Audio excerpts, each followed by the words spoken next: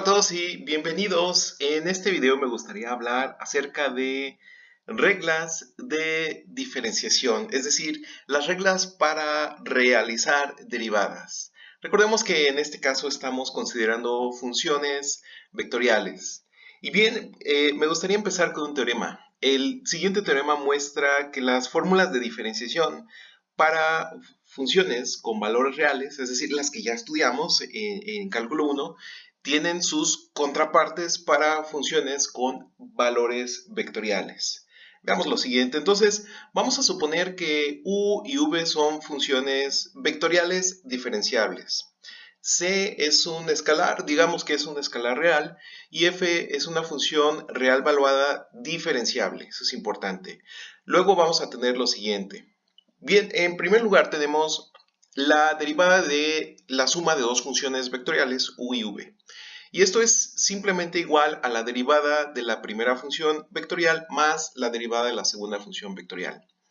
Por otro lado, tenemos la derivada de un escalar por nuestra función vectorial, ¿sí? Y esto también es igual que el caso donde tenemos una función de una variable, es decir, vamos a pasar o sacar este escalar como coeficiente y simplemente vamos a derivar nuestra función vectorial.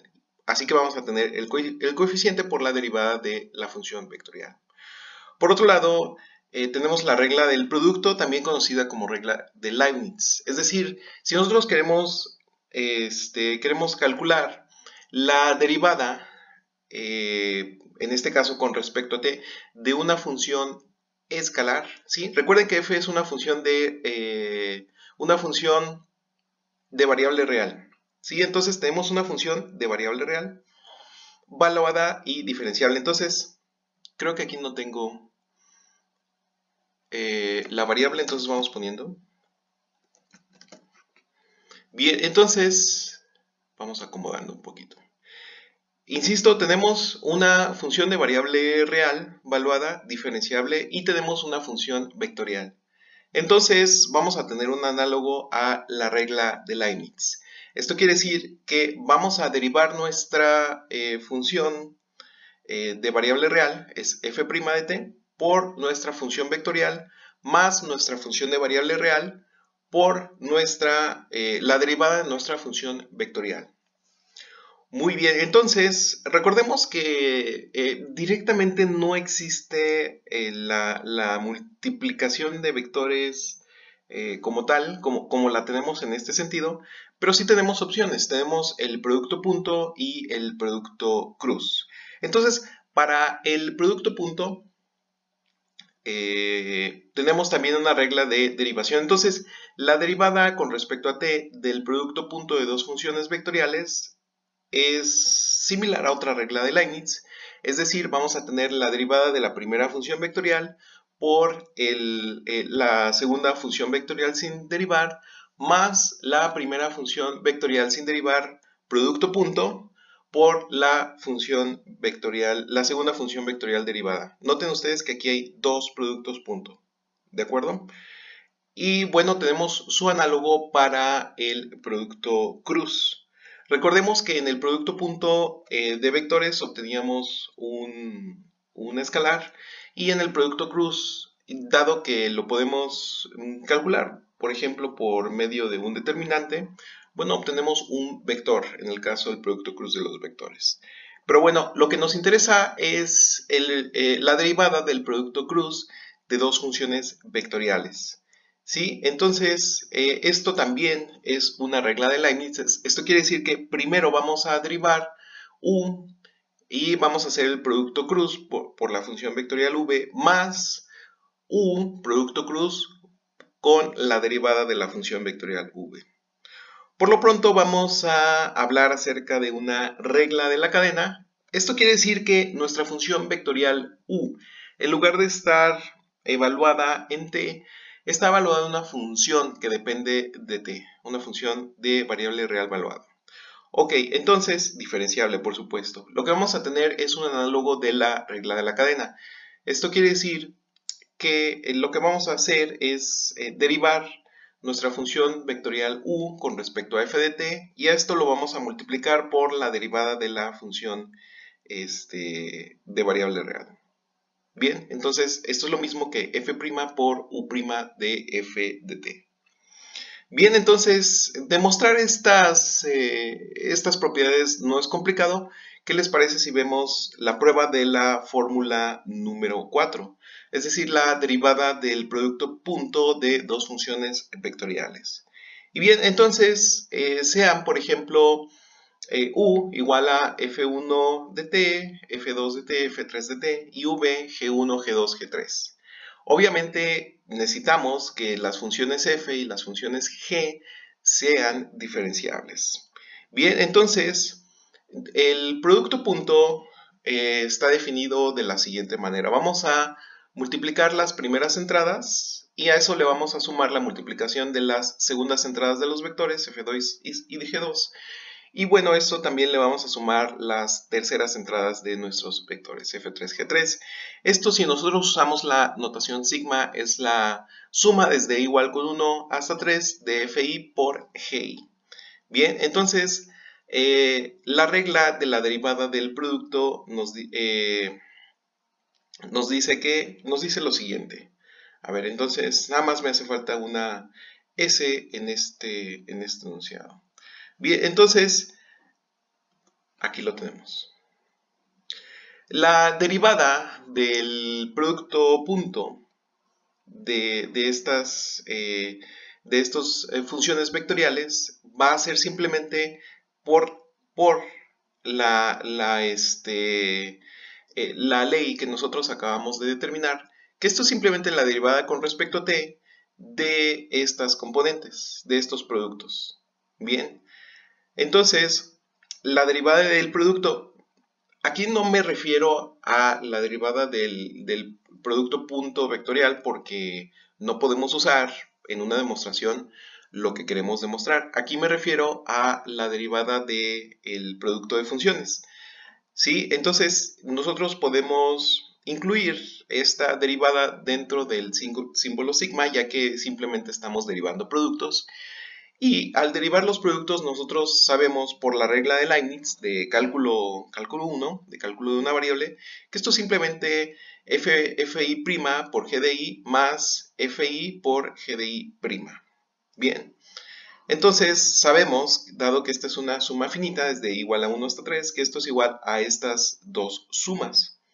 Pero en particular, esta suma de aquí es u' producto punto con v más u de t producto punto por v'. Aquí nada más me hace falta denotar el producto punto en este enunciado y con eso terminamos esta demostración. ¿De acuerdo? Entonces, me gustaría ver en los comentarios cómo demostrarías tú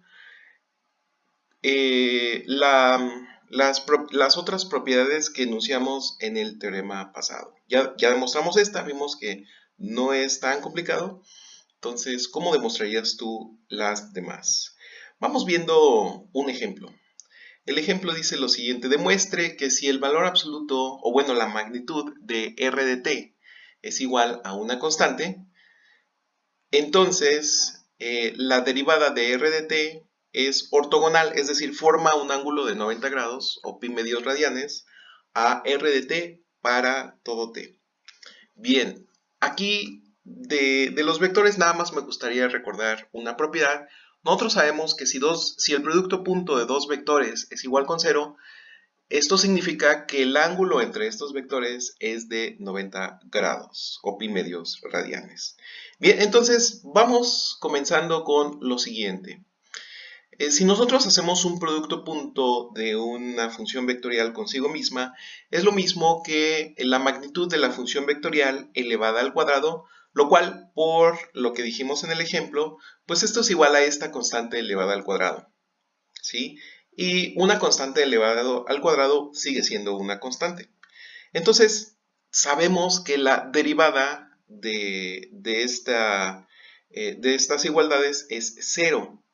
Entonces tenemos que 0 es igual a la derivada de esta constante cuadrada, pero nosotros sabemos que esta constante cuadrada es igual a la magnitud de nuestro vector rt elevado al cuadrado.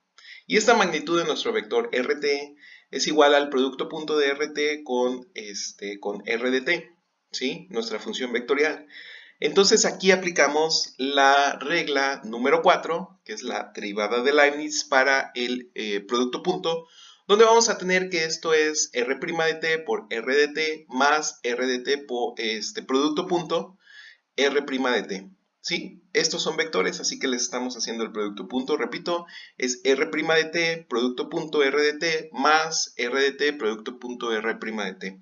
Pero esto es dos veces la misma expresión, así que esto es igual a dos veces r' de t, producto punto por r de t. Nada más quisiera denotar una vez más el producto punto en esta expresión. Vamos poniendo aquí nuestro producto punto. Bien. Entonces, por lo tanto, r' de t, aquí se me, bueno, se desplazó un poquito el producto punto, pero no hay problema, lo acomodamos. Por lo tanto, r' de t, producto punto, r de t es igual con 0. Lo cual dice que r de t, por lo que dijimos al inicio, ¿no? Que r' de t es ortogonal, es decir, forma un ángulo de 90 grados o pi medios radianes a r de t. Geométricamente, este resultado dice que si una curva se encuentra en una esfera con centro en el origen, entonces el vector tangente r' de t siempre es perpendicular al vector de posición r de t. Y nosotros aquí vemos el ángulo de 90 grados o, bueno, en radianes, pi medios. ¿De acuerdo? Entonces, este es el ángulo entre r de t y r' de t. Y bueno, la curva va a estar en esta circunferencia. Noten ustedes que esta es una curva que parece más o menos como una espiral inscrita en una esfera. Esta va a ser C. Bien, entonces ya hablamos de derivadas. Ahora me gustaría hablar acerca de integrales. La integral definida de una función vectorial continua, r de t, se puede definir de la misma manera que para las funciones con valores reales, excepto que la integral es un vector. Pero entonces podemos expresar la integral de nuestra función vectorial r en términos de las integrales de sus funciones componentes, es decir, las funciones que conforman a r. Digamos, por ejemplo, f, t y h, suponiendo, por supuesto, que f, t y h son funciones integrables. Bien, son funciones de una variable integrables. Entonces, vamos a tener lo siguiente: la integral desde a hasta b de nuestra función vectorial r de t de t es igual al límite cuando n tiene infinito de la suma, en este caso va a ser una suma de Riemann, de ri evaluada en t y asterisco por lambda de t. Bien, esto significa, con esto denotamos las entradas del vector. En nuestro caso las entradas son 3, f, t y h, nuestras funciones f, t y h. Entonces, esto es igual al límite cuando n tiene infinito de la suma de i igual con 1 hasta n de f de t sub i asterisco por delta t. Esto, bueno, en la dirección i, o en la coordenada i, más la suma desde i igual con 1 hasta n de nuestra función g de t sub i asterisco por delta t en la dirección j, más la suma desde i igual a 1 hasta n de h evaluado en t y asterisco por delta t en la dirección k. Pero nosotros dijimos, estamos suponiendo que estas funciones son integrables. Entonces quiere decir que esto se refiere a las integrales de estas funciones. Vamos a obtener el siguiente resultado.